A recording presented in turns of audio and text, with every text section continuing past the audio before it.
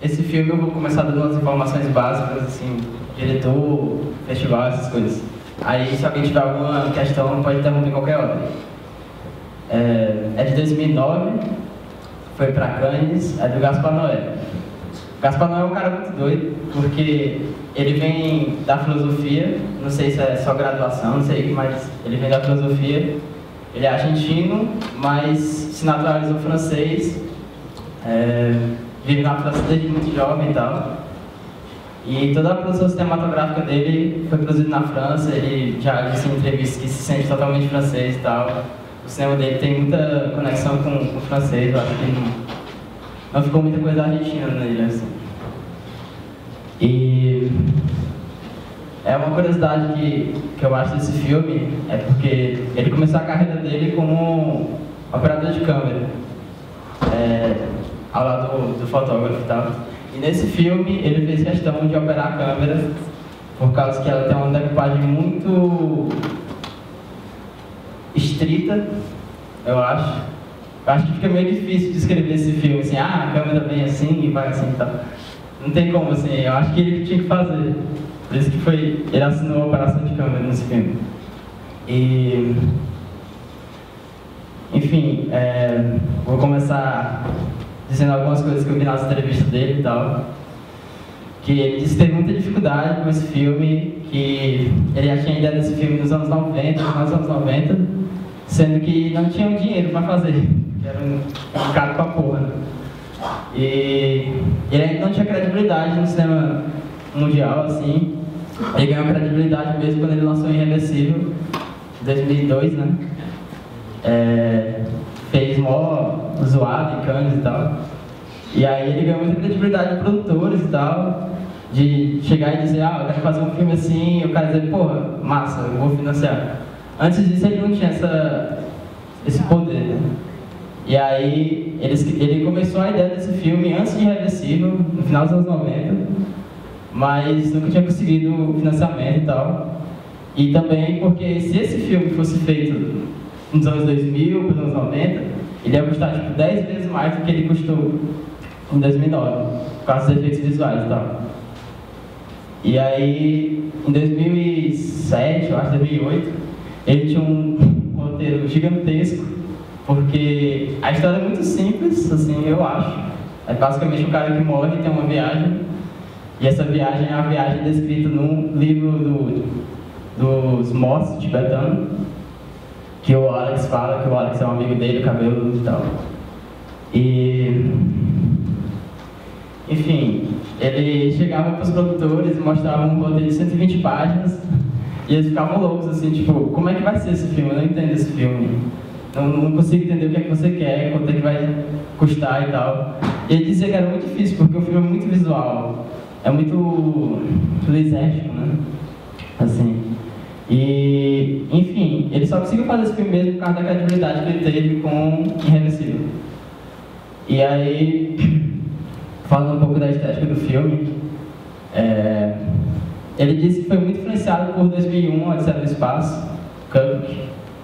Eu assisti esse filme e achei algumas semelhanças, assim, não achei tão parecido assim, porque tem um lance mais futurista. Nesse filme é uma viagem mais fluida, assim, e tal. E... sabe, se alguém quiser fazer uma pergunta, porque eu esqueci o assunto. E nesse filme eu acho que é uma semelhança muito grande com 2001. foi a questão da manipulação de câmera, dessa fluidez que a câmera vai andando devagar, assim, como se não existisse gravidade e tal. Ela vai seguindo ele, meio que você sente que não é uma coisa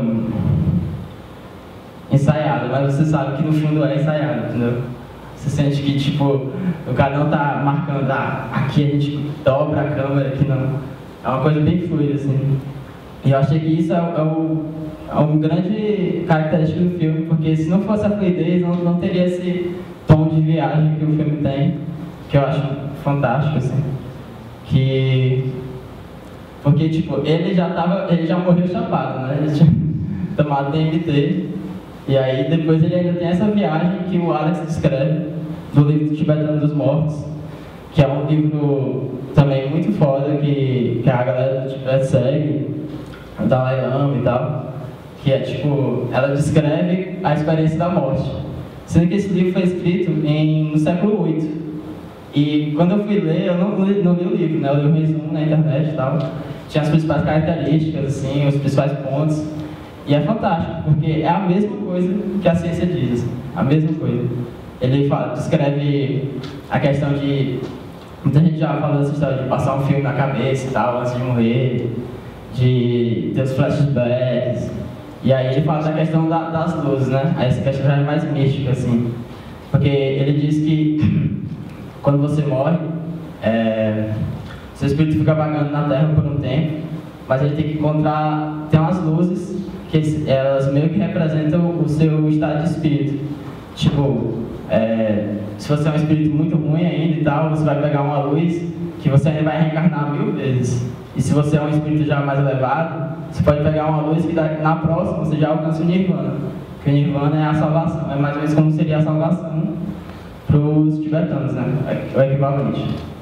E é por isso que eu acho que, da primeira vez que eu assisti, eu achei muito estranho aquelas luzes no motel, quando as pessoas estão transando lá, tem aquelas luzes, mas aquelas luzes exatamente é a luz que ele vai escolher para reencarnar. E aí ele escolhe reencarnar na irmã dele, que é o grande amor da vida dele e tal. E tipo, eu achei muito, muito bonito esse final, assim, porque eles fizeram um pacto de sangue, dizendo que nunca iam se afastar, né? Literalmente eles nunca se afastaram, porque ele virou filho dela, assim. Com o melhor amigo dele, né? Se puder, foi. Mas. Foi. Tá funcionando? Sim, tu falou. Levantou essa questão do grande amor da vida dele, ser a irmã. E aí. É claramente freudiano, assim, o filme, né? O cara tá lá, tem aquela viagem e ele rememora as coisas com a mãe dele e tal. E a promessa já nasce dessa questão com os pais. E depois, daquele monte de cena, gente transando, ele finalmente tá lá, né, entra na barriga da gente, todo aquele processo. Que eu não vi na aula de ciências dizer que puxa, teria ajudado. E aí, ele nasce e tipo, é tudo embaçado, e quando corta um cordão umbilical, ele chora. E tu, assim, eu queria saber de ti se tu pesquisou alguma coisa sobre... Porque, ao que me parece, eu posso estar falando uma grande besteira aqui, mas ao que me parece, sei lá, é o filme de um cara que tem uma viagem, depois que morre, mas que, tipo, na verdade é mais sobre uma afirmação do Alex, que ele diz que quando ele teve uma viagem, ele voltou ao útero da mãe, e isso é a melhor coisa de todas para se acontecer. E aí, o que é que tu pensa sobre isso? É só para se alguém tiver alguma questão a respeito disso. Porque eu achei interessante. Não, achei massa, assim, tipo, eu não tinha parado pra pensar nessa parte que ele falou do útero da mãe e tal. Mas é isso que tu disse mesmo, assim, tipo, aquele corte fantástico dele chupando o peito da mãe do Vitor e depois corta e ele tá chupando o peito da mãe dele, né? Porque ele tá tendo uma série de flashbacks seguidos e tal. E ele faz essa conexão entre cortes, assim. E aí, tipo, expressa muito desse teu ponto de vista freudiano aí do filme e tal. Achei bem isso mesmo.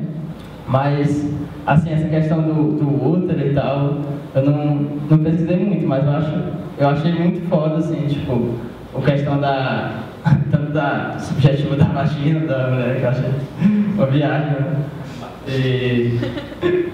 E também a subjetiva de um bebê nascendo, cara, acho que é coisa assim que eu não quis esperar ver na minha vida não, assim, sabe?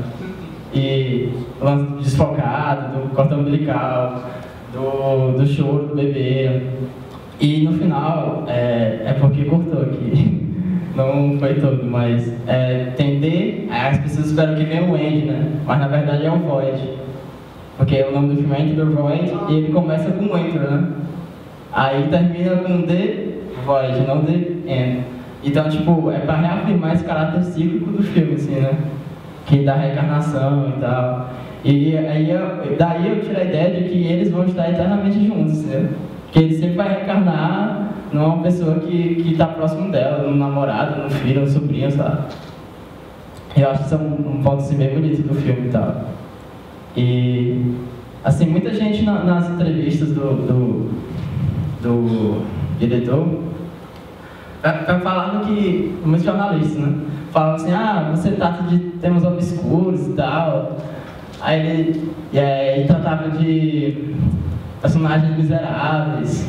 Aí assim, não, o Gaspar Noé falou assim, não acho que eles são miseráveis, né? Tipo, tem gente que trabalha com McDonald's pra sobreviver, ela fica nua. Mas miseráveis mesmo são os clientes dela, né?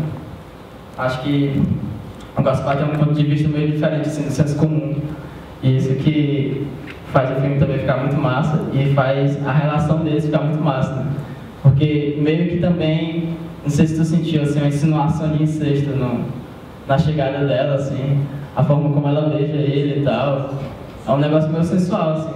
Eu senti meio que uma insinuação disso, uma carga sexual entre os dois personagens, mesmo eles sendo irmãos. Mas eu acho que isso aí tem mais a ver com a tua teoria freudiana aí e tal. Eu não entendo muito de Freud nisso aí. Eu queria te perguntar. O filme trabalha muito com a posição de câmera, que eu acho que chama de plongé, que é de cima para baixo. É ausente. A câmera está em cima, né? É ausente. E o objeto embaixo. Por quê? O filme quase todo é nessa posição. Tu tem ideia? Legal essa pergunta, porque eu já ouvi antes nas entrevistas que eu assisti dele. E não sei se é nos Estados Unidos ou na Britânia, as pessoas chamam esse tipo de câmera de The God Eye, os olhos de Deus, né? E aí o cara perguntou, juntando esse assim, se você usou uma câmera olho de Deus, né? Você queria fazer um filme religioso? Aí ele respondeu, não, porque na época eu lia esse livro, estava muito influenciado por ele, mas não sou uma pessoa mística, nada, ele é um cara bem materialista, racional e tal. Mas se ele colocou essa posição de câmera, creio eu que é para realmente criar um efeito de viagem desse delírio, desse corpo solto que não tem caminho e tal, que vaga assim, sem rumo.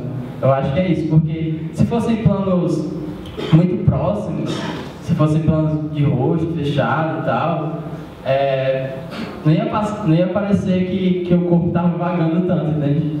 Parece que para o corpo vagar você tem que sentir o espaço. Então ele abre os planos, você sentir o espaço se deslocando junto com a câmera. Eu acho que é mais ou menos isso, assim. Pois deixa eu pegar um gancho aqui e complementar. Um gancho do que tu falaste. Já que ele se declarou agnóstico, né, Carol? Esse lance de trabalhar numa perspectiva de uma pessoa que morreu, porque o filme é isso, né? A pessoa que morreu tem aquela perspectiva todinha, né? Não seria uma crítica que ele faz a quem acredita? Eu estou fazendo essa pergunta aqui. Sim. Eu acho que não, assim, eu não acho que seja uma crítica porque ele simplesmente, pra mim, esse filme é a interpretação fílmica do Gaspar em relação ao livro. É quase que, tipo assim, a adaptação dele do livro pro filme, entendeu? Ele leu o livro e disse assim, deve ser mais ou menos assim. Aí imaginou e fez o filme. Acho que foi isso que ele tentou fazer, passar em imagens o que o livro descrevia, assim. E independente de acreditar ou não, eu acho que ele fez isso, né? Mas posso estar enganado, pode ser que seja uma crítica mesmo e tal. Mas eu acho que pelo grau de imersão que o filme tem, eu acho que é um filme muito hipnótico, assim. Primeira vez que eu assisti esse filme, eu assisti em casa, no notebook, 14 polegadas e um fonezinho e tal, e fiquei hipnotizado pelo filme, assim, sabe? você sai do filme meio zonzo, assim. Não sei se alguém sentiu isso aqui. Mas eu acho bem isso, assim, totalmente hipnótico o filme. E eu acho que isso aí é exatamente para construir essa viagem, essa hipnose que causa no filme. Ele está preocupado com o objetivo, eu acho que ele está preocupado com provar teoria nenhuma, assim, sabe? Provar se ele está certo de algo ou não. Eu acho que ele está preocupado em deixar a pessoa viajar junto com o filme e tal. Enfim, eu acho que é exatamente a graça do filme também você ficar tentando descobrir, assim, de onde vem essa viagem, para onde ela vai e tal, se ela é verdadeira. Pode ter sido também que ele estava só chapado desde o começo e agora ele acordou, entendeu? Você nunca vai ter certeza, assim. Mas a preocupação do filme não é a história, entendeu? É o visual, assim. É tanto que se fosse outra pessoa, eu acho que seria legal do mesmo jeito, assim. Se fosse outros personagens e fosse esse mesmo contexto dessa viagem e tal, assim, eu acho que ia ser massa do mesmo jeito. Agora, é claro que os personagens contribuem muito porque, por exemplo, Tóquio foi uma cidade escolhida a dedo para esse filme, assim, né? Tinha que ser Tóquio, porque é uma cidade totalmente iluminada e grandiosa e barulhenta e com a vida noturna agitada e tal. Isso propicia um grau de desejo para o filme muito grande. E o Gaspar também falava disso, assim, que ele falou algo tipo, nos anos 80, se você queria sentir o futuro, você tinha que ir para Nova York. Você meio que via a cidade do futuro e tal. Aí hoje em dia, para você ver o futuro, você tem que ir para Tóquio, né? Uma cidade muito futurista, assim. E eu acho que isso tem ligação com a influência que ele disse do 2001, que ele disse que influenciou muito o filme dele e tal.